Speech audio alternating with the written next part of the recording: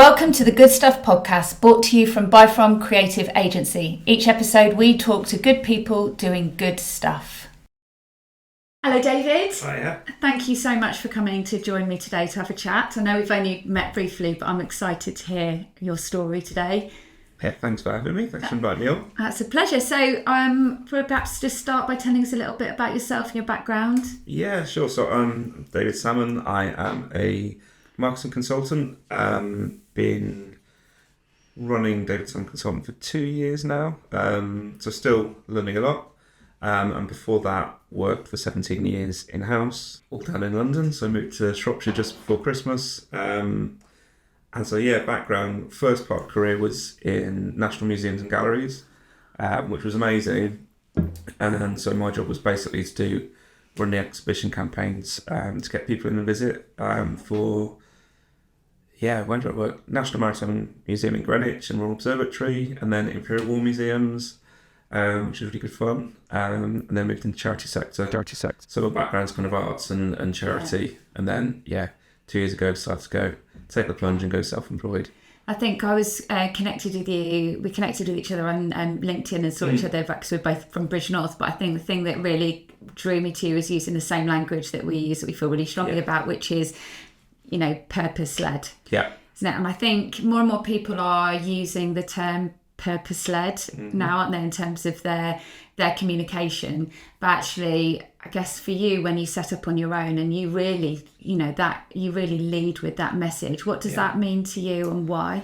I think one of the reasons why I set up my own business, one of the thoughts behind it was how can I use my background in both charity sector and also the arts, actually. Now I've had kind of a bit of time to reflect on it, where actually a lot of it is around people's roles as citizens, whether that's through fundraising or donating or even going to a place like a museum or gallery. There's some sort of civic engagement there. It's difficult to define what it is, but there's a thing there. And so that kind of naturally led me into the purpose space. For me, purpose-led is it's becoming a bit of a buzzword, which is always a bit of a danger, especially in marketing where terms are nice and vague and fast-moving and things like that.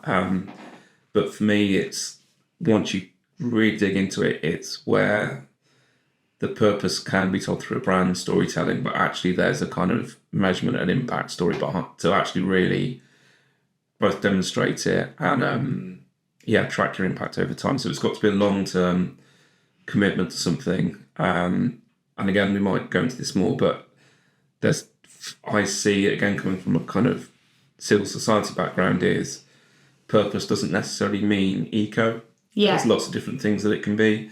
But for me, it's got to be genuine. You've got to be able to, as marketeers, we're quite good at telling a narrative, building it. But the most powerful ones are actually doing it. And it's the marketing that comes at the end once they're walking the walk.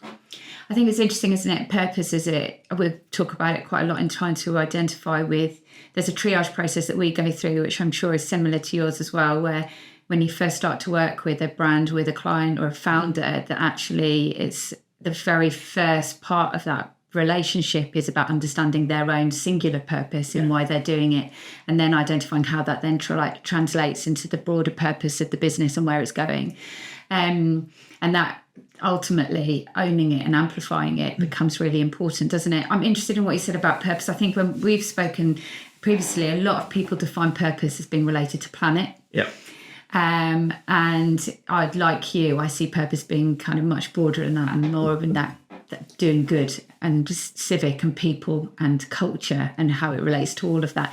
Can you give me an example of some of the purpose-led businesses brands that you've worked with, and how maybe, I think the impact of understanding purpose is a really important one. Yeah, I think there's one thing I think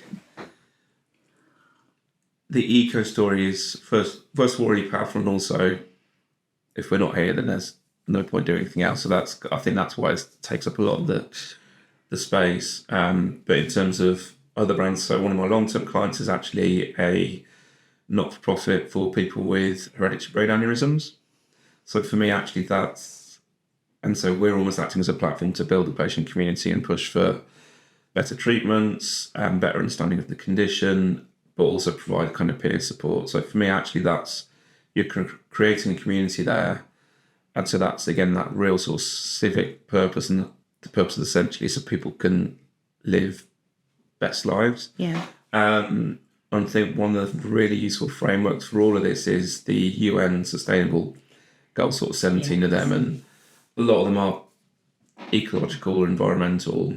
But once you dig into it, some of them are around opportunities for employment, and then you dig a bit deeper, and there's stats around. I think it's 1 in 5 young people aren't in education or employment globally. So suddenly think of how many brands and organisations are kind of in that space or working with apprenticeships and things like that, and it's actually people are doing it without actually knowing it a lot of the time. Yeah. In terms of organisations that I've worked with, as I say, I've got a health charity client at the moment, which has been with them for 2 years, which is brilliant. But I was working for a kind of, film and animation studio based down in the southeast of England. This was end of 2023. And I was brought in to kind of help build a content strategy. And they're very carbon zero, net zero, ecologically minded, but at the same time, they also do a lot for young people. They do a lot for local health charities. So that was a really fun, interesting project of how do you tell that broader story in a way that makes sense, in a way that absolutely ties into their profitable, they're a commercial company. And also I think one of the dangers around this purpose space is in a way that isn't preachy. You don't fall into accidentally judging people or put people off by being how worthy we are. Yeah, I think absolutely. In some cases that absolutely works. In others, it's the big thing is around purposes. Fundamentally, it should be about systems and systems change, and you're not going to do that by telling people off or making them feel crap. No, mind by shouting at them. Yeah, exactly. Absolutely. Exactly. In that purpose space, I'm quite interested to explore kind of some of that. I'm interested in the kind of the processes and the framework by which you can help. So I guess if a business is kind of listening and they know that they're doing good in some way, but have no idea about really how to talk about it. I think that's what's really interesting, isn't it? That actually you're walking the walk, but you're just not talking it. And actually the impact that can be made on the customer, but also on their own team by actually owning that purpose and owning that value and creating a vision that everybody buys into. That can be transformational for a brand, can't it? Absolutely. There's a really nice, I was at a conference in Manchester at the beginning of the year, and a British company called Ticket Tailor. So they're a ticketing platform like See Tickets and all those big players, and they gave an amazing example of this where, yes, they were selling tickets, that's what they set to do. Yes, they're selling billions of tickets annually across the world. During COVID, the events industry, like any other sector, on its knees, events weren't happening.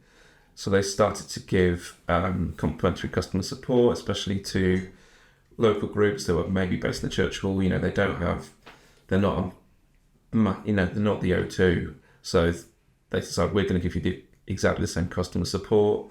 They did all these little initiatives. They gave a donation for every ticket sold. And the guy said he found his team was suddenly really engaged. Their profit shot up, interestingly. And then post-COVID, when it would all kind of settle down and everyone's kind of almost back into business as normal. I mean, It's still not business as usual, but you know what I mean. He found himself looking at the sales chart and it was going up, and that's great. But as a founder, he kind of thought, you got a really good buzz over playing that role in that industry. And so they kind of retrofitted purpose, and so they decided to give the exact same customer support to any organisation globally. It doesn't matter how much you're paying, whether there's other ticketing platforms that kind of scale it as a subscription. They did a mapping exercise because they use a lot of not freelancers, kind of outsourced in different territories. Said, well, the minimum wage we're going to pay anyone is going to be the Canadian living wage because that's the best paid out of any internationally. So that's a benchmark in terms of salary expectations, no matter where you are in the world. They spoke to their internal staff team and said, where we want to give X amount of our income, profit, to annual donations, where do we do it?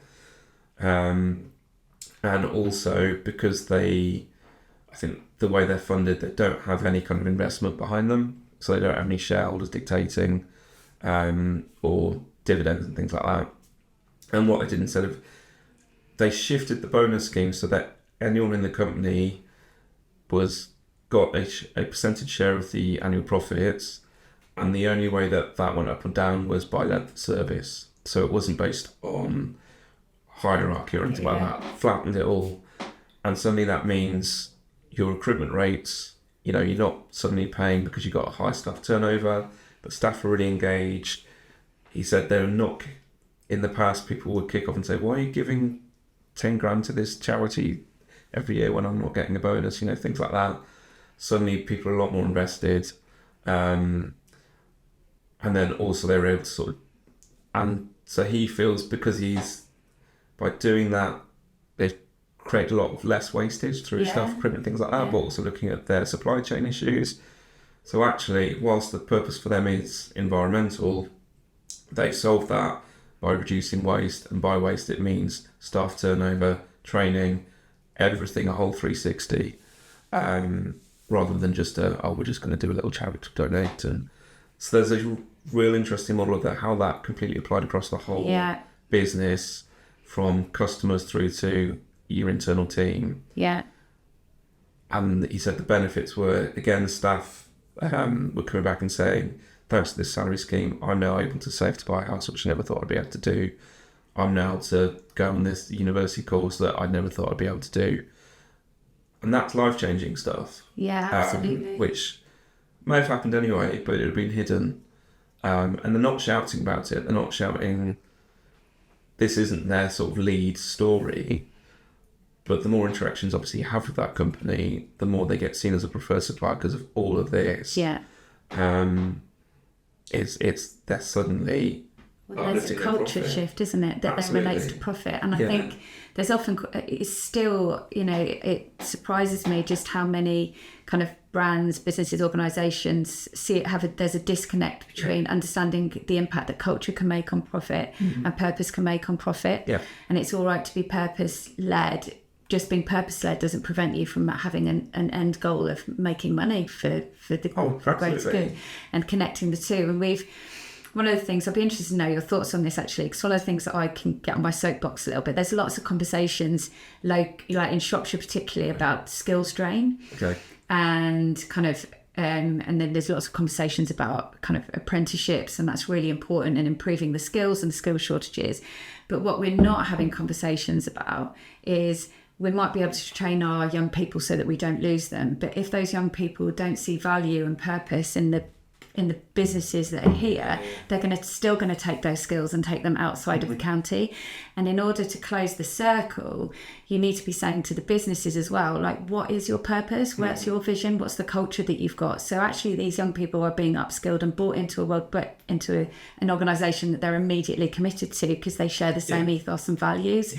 And it's that 360 approach that you just having skills and improving those skills doesn't necessarily mean that those young people are going to get the value because of purpose. Because think about the impact that B Corp makes on recruitment. As an example, is in terms of that as well, isn't it? Yeah, there's. I'll be interested. That's sort of being new to the county. I can't really comment too much, but I'd be interested to find out what research has been done to find out actually what young people want. Yeah.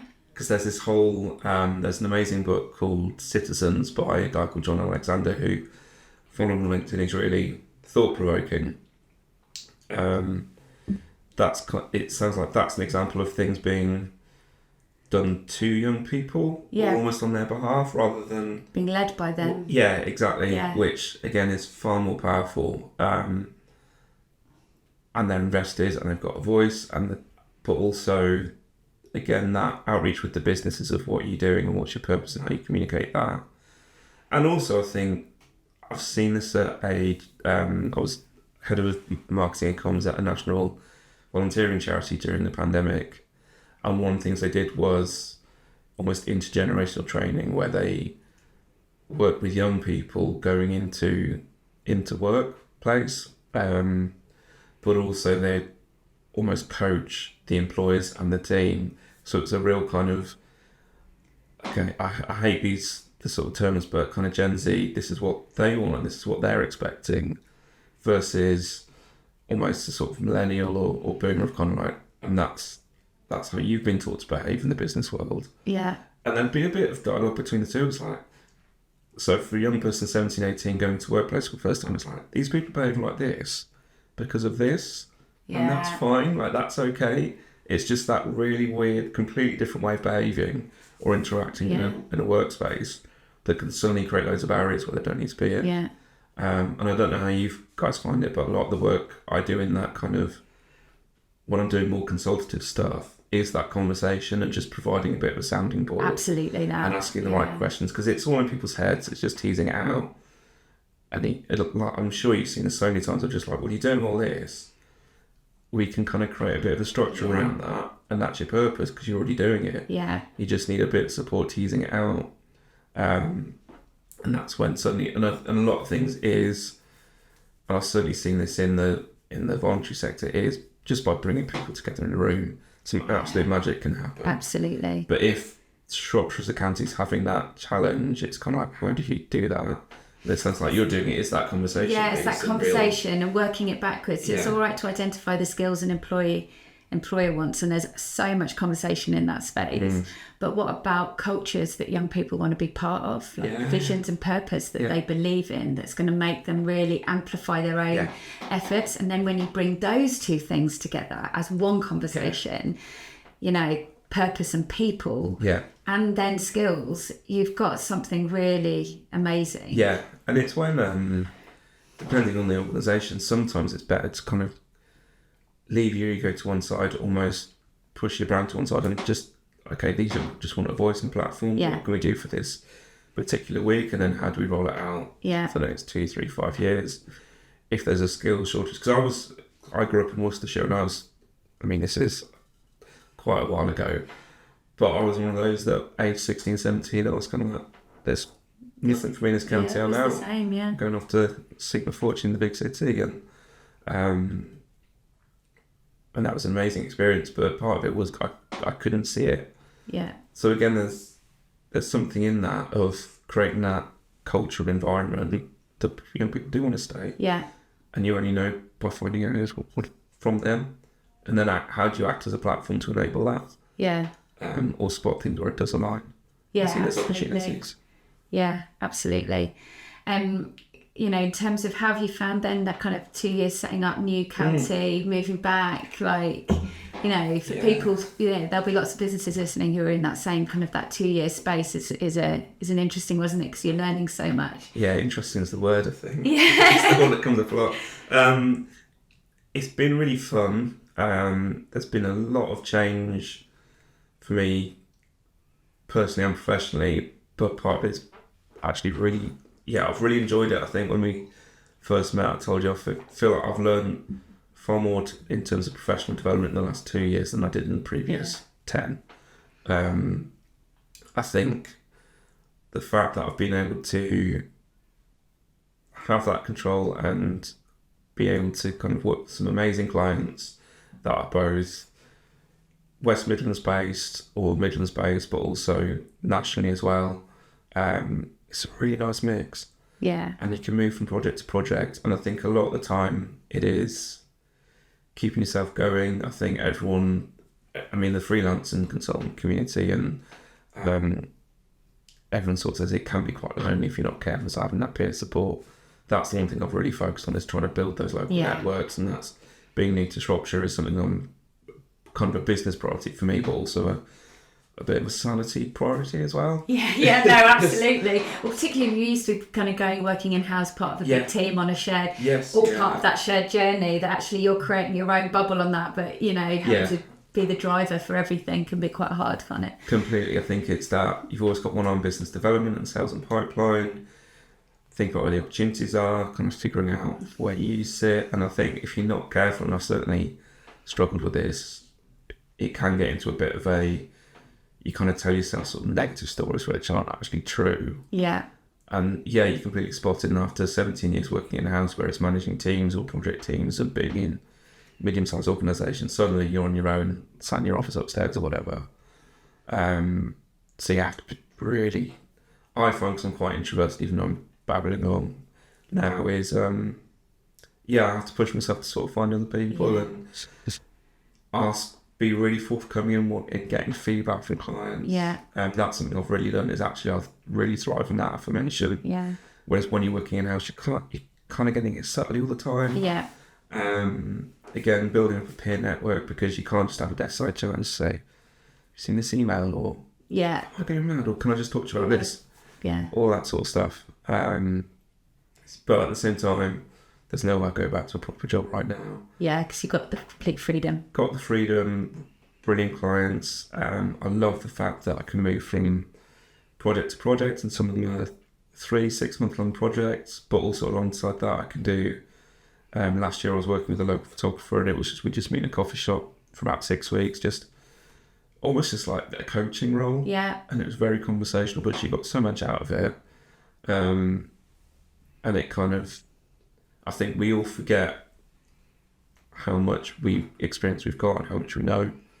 And then suddenly when someone says, "Oh, I haven't thought about that before," it's like, "Oh, okay, that's amazing for them." It's like, "Oh, actually, yeah, I knew something there." Yeah. Oh, good, well done. Well, it's the importance of relationships, isn't it? Actually, I think you don't want to work somewhere where relationships aren't a priority, really, and people aren't a priority.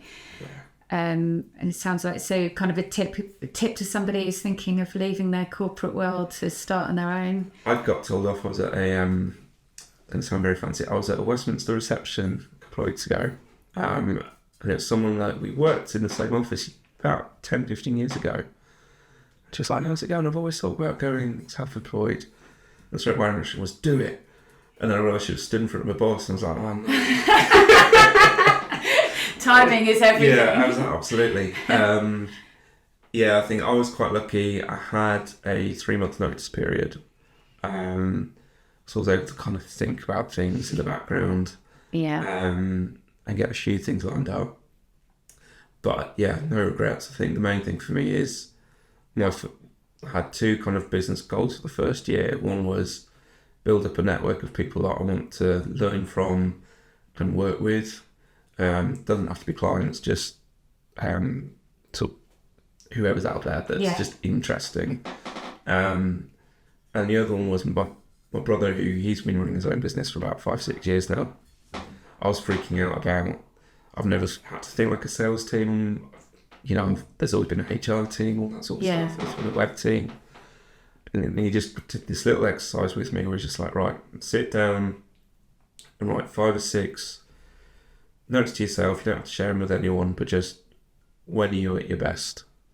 And for me, it was kind of, actually, I like the team environment. I like being able to just verbally articulate my thoughts and ideas, and then as soon as you said them, it's like, "Okay, that's it," or "No, not it." It really helps me develop there. So things like that, and then similarly write things of like, when are you really kind of almost suffering at work? And he said, if you keep an eye on those, you'll be absolutely fine. Because when things go wrong, you can sort of look back and go, "Oh yeah, that happened." Yeah. Or I didn't stick to my own kind of values or my own principles there. And that's where I came away having a bit of a bad feeling about that interaction, or that, whatever that thing was. That's kind of steered me right. I mean, there's been some downs. Yeah. There's been some dry spells, but still I think that's what you've kind of pivoted back round to, that why and the values and your own set of value promises that you make to yourself as well, which I think is really important. And I think, we certainly had this point where when you're growing your business, for me, when we were growing the business, we were like, right, kind of taking work from anywhere, because we're conscious of like, "Oh no, you please work with me, that kind of approach. And then you get to the point where you're like, I don't actually know who we are. And so, or who it is we want to work with, and then a couple of bruising interactions with clients where you've got a real misalignment of values are the things that make you go, right, let's just stop. What do we want for each other? What kind of environment do we want to work in? where are we really our best? Where are we not at our best? And then that enabled us to have the power to say no to some clients, which is a very powerful, liberating space to suddenly arrive in, where you go, there is a complete misalignment of values here, then it means that we're never going to get the best out of each other, so it needs to stop at this point. And actually that, you know, in many ways I wish we'd done that piece of work. We do a lot of that work with people right at the early stages of their business, and then again when they're quite further on and they're stuck. And actually I think, you know, that just as you said, like, you know, where are we at our best and what do we stand for and what do we want to get out of this and what's our purpose? And then there's a subtle triage that comes in with clients when you first talk to them and you have that discovery call where their own values and ethos and culture start to become clear. Yeah, and I think after that it was the first test math. I was, this was when I was working in Worcestershire. I had a local print company basically met at a business breakfast networking event. Lovely. They came and said, oh, we're looking for an external marketeer or consultant or agency to basically help us ramp up on sales. And they were great, but everything, and this was, I think I'll probably say yes to it now, but at that time, because it's partly a confidence issue, they just wanted purely commercial sales. Yeah. And I just come out the chat and said to them, I'm not sure. But looking at it, again, it took me about a week to write the pitch, to go back to the proposal. And I was sat in this coffee shop sort of thinking, why have I almost beat myself up? Like, I told myself I'd be back, respond within 48 hours of just, here's how I work and costings and things. But why did it take me a week? And then I realised, it's because I don't want to do it. Yeah. And it's because I knew that there are other marketers and agencies out there that would absolutely nail the brief and get it right first time. And I just thought, I could take that money, but I don't think I'd do a very good job. I'm not that aligned with their values and proposition. I could probably look at it again now, sort of 18 months down the line. So also I get a bit bored. Yeah. Which is horrible, especially to say on no this story. podcast. But I've also found, and I think this is probably where I struggle sometimes when I was working in-house, if I'm a bit bored, I don't try something. I think that's the same with everybody, isn't it? Yeah, but it's true, how do you maintain that motivation? So it's finding, and again, I think where the kind of purpose space, as loose as it is, you naturally find some really interesting stuff. Whether it's, okay, what does that mean and how could that turn into something bigger than it already is? Or actually, this organisation, this business, this company, this founder's story is amazing. Yeah. I want to get involved in that and see how can I support it.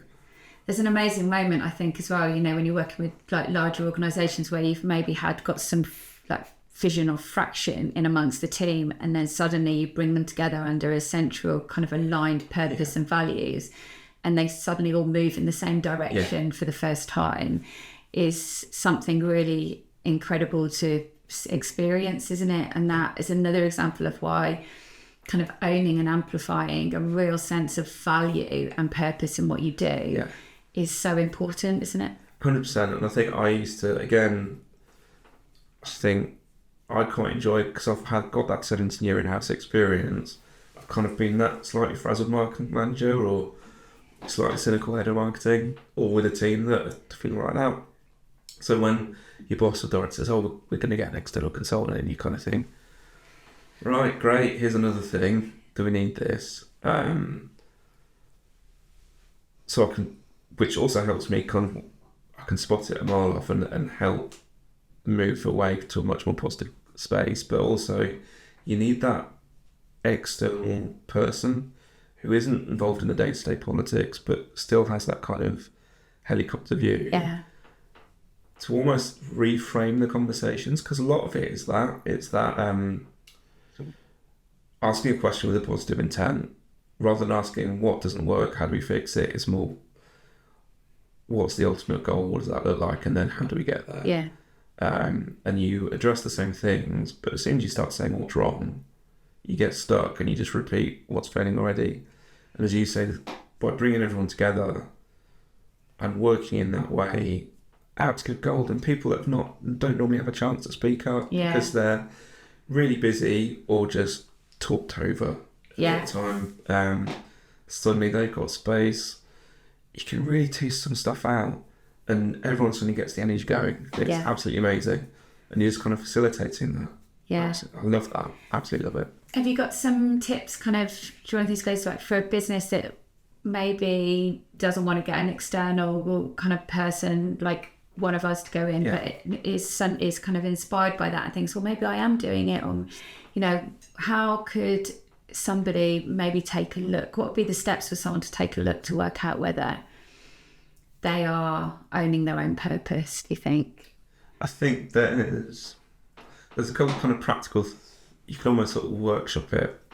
So one of the things you can do is, we're looking at it from a sort of brand marketing collateral kind of space. So what you can do is almost get all your marketing collateral, PR, website, socials, internal documents, get them all together in a room, just lay them all out on the table, and just get your team, your members of staff, maybe some of your customers if you're feeling brave, and just come and just review it and say, what is this, and where's the differences are, and what do we like, what we don't like. Maybe is there a singular thread, isn't there? Exactly. Can you identify who we are, what we stand for? Are we consistent? And why we're doing what we're doing? Yeah.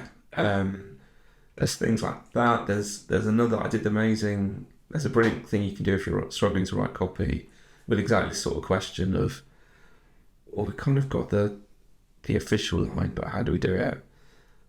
And you kind of write down your description of who you are, what you do, what your business is. And then if you go away and ask some of these questions of, well, what's our purpose and how would I talk about that to a friend or family member? And then go back and look at that, and suddenly it kind of just changes. You might be bringing more active language and things. So yeah, there's loads of little tips like that. Search online loads. There's, like anything, as soon as you start doing a bit of desk research and scratching it away, you suddenly think, you dive into a bit of a rabbit hole. Yeah. Some of it's brilliant, some of it's a lot of guff, and it's just taking what works for you. Yeah. Obviously come and speak to us. Yeah, obviously come and speak to us. But yeah, a lot of it was research, and again, this is a lot of people in-house, especially marketing teams, because I've been part of them and led them. You don't have the time to be doing this. No. You really want to. Your team are saying they want to, but it's really hard to carve out the space outside of maybe an annual away day where you write a load of things on a flip chart. And then ignore them. Exactly. Yeah. So there's something in you kind of looking at your process and thinking, right, if it's once every month, every quarter, every 6 months, where you're doing a bit of self-reflection, interrogation. Yeah. There's something in carving out that space, but I also know that's really hard to do. It's something like us. Yeah. But yeah, there's loads of practical things. It's a lot of time it's just giving yourself permission to look at it, or giving your team permission. Yeah, I think that permission. Bosses, this isn't a waste of time. Yeah, we might not be able to make sales calls, but this is an investment in us. I think permission to stop and look is a really important way of looking at it. 'Cause I think it's the inherent guilt that you should be completely operational, but actually pulling everybody out of the operational to actually put the head above the parapet and work out whether you're going in the right direction and the same direction. Yeah.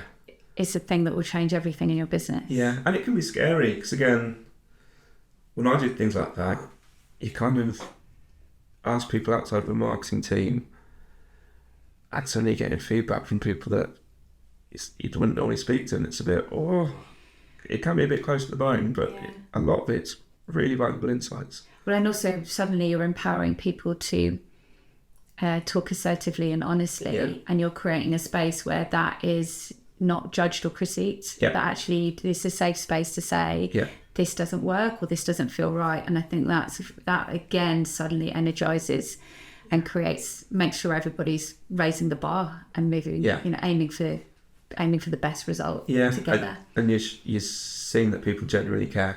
And that's it, absolutely. And that's where the energy comes from. It's like, okay, this is good. We actually are all part of the same team. Brilliant. whether it's a 3-person organisation or 300. Yeah.